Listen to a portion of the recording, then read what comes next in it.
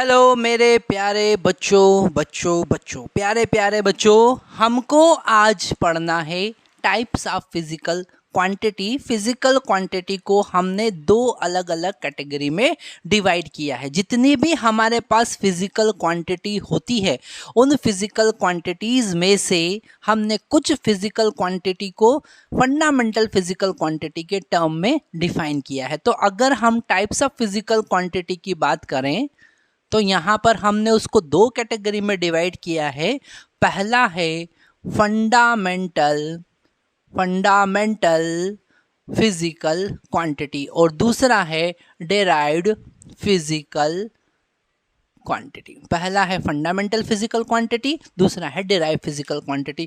Fundamental physical quantity को अगर हमें डिफाइन करना है, ऐसी फिजिकल क्वांटिटी जो इंडिपेंडेंट होती है, जो किसी दूसरी फिजिकल क्वांटिटी पर डिपेंड नहीं करती है, उनको हम कहेंगे फंडामेंटल फिजिकल क्वांटिटी। मतलब कि ये इंडिपेंडेंट होती है, ये इंडिपेंडेंट होती है और these are depends on fundamental physical quantity.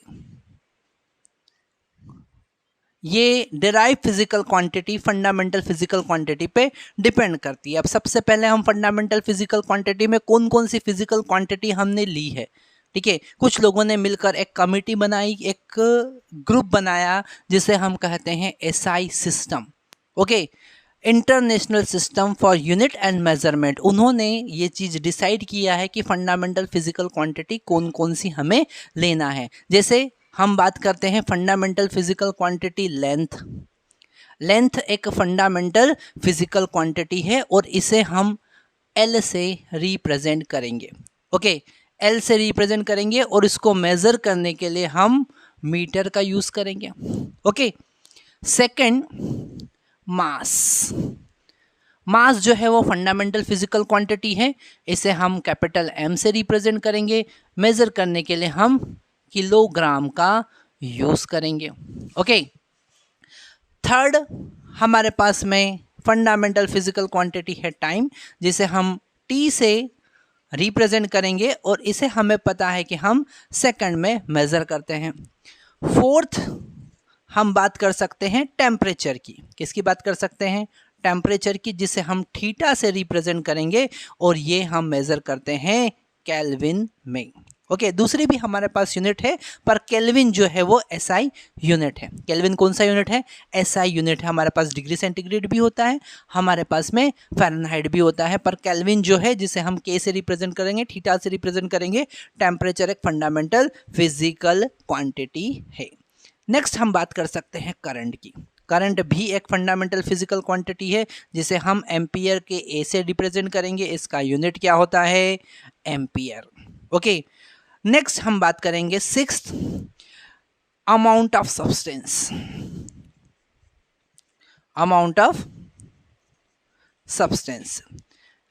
Of substance भी फंडामेंटल फिजिकल क्वांटिटी है। अगर हमें number of atoms, number of molecules, okay, number of ions calculate करना है तो हम मोल में कैलकुलेट करते हैं। 1 मोल का मतलब एवोगेड्रो नंबर, ओके। 1 मोल का मतलब क्या होता है? 1 mole is equal to 6.02 into 10⁻23, okay. हमें ये पता है 1 मोल, इतनी क्वांटिटी को हम 1 मोल कहते हैं। और अमाउंट ऑफ सब्सटेंस को मेजर मतलब कि नंबर ऑफ एटम हो या फिर नंबर ऑफ मॉलिक्यूल्स हो, नंबर ऑफ आयंस हो, उनको नंबर ऑफ इलेक्ट्रॉन्स हो, उनको कैलकुलेट करने के लिए, उनको मेजर करने के लिए हम मोल का यूज़ करते हैं। 7 है हमारे पास ल्यूमिनस इंटेंसिटी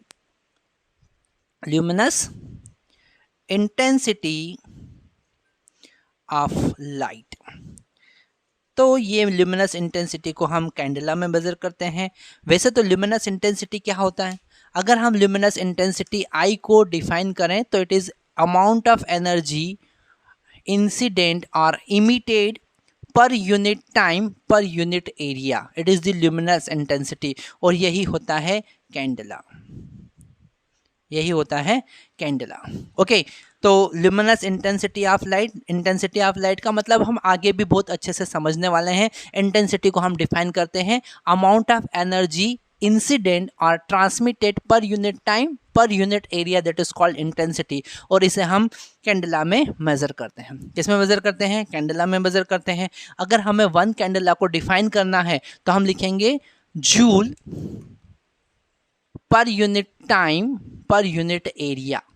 ओके, मतलब कि जूल पर सेकेंड पर मीटर स्क्वायर, या फिर हम लिख सकते हैं वॉट, क्योंकि जूल पर सेकेंड होता है वॉट पर मीटर स्क्वायर, ये होता है 1 कैंडेला के बराबर। ठीक है, तो ये सारे छोटे छोटे कॉन्सेप्ट हमको समझना है। हमने यहाँ पर देखा फंडामेंटल फिजिकल क्वांटिटी क्या होती है। फंडामेंटल फिजिकल क्वांटिटी पहले से SI system, international system for unit and measurement, ये पहले से ही 7 फंडामेंटल फिजिकल क्वांटिटी हमने चूज कर रखी है, इनको हम चेंज नहीं कर सकते हैं।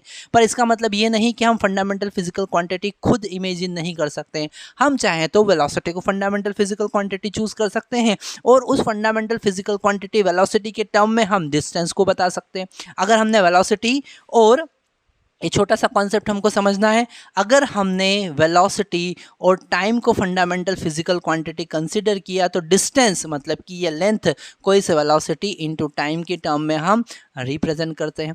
तो यहाँ पर लेंथ या फिर डिस्टेंस एक डिराइव फिजिकल क्वांटिटी हो गया, पर अभी ऐसा नहीं है।